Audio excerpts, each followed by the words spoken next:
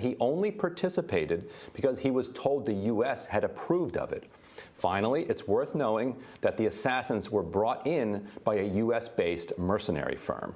So with that context, consider this testimony given in March at a little-noticed House Foreign Affairs Committee hearing headlined Policy Recommendations on Haiti for the Biden Administration.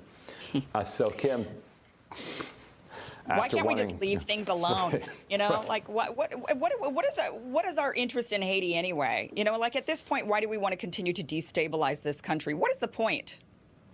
Well, I think we're, for one, still angry that they freed themselves from slavery a little more than 200 years ago. I mean, that just seems so, I mean, that was so long ago, you know, it's like, get over it. I just don't feel like, I don't know, there has to be something else there for us to continue to want to meddle. I mean, even though, yeah, I get it, the U.S. government is saying, no, we had nothing to do with this, but all signs are pointing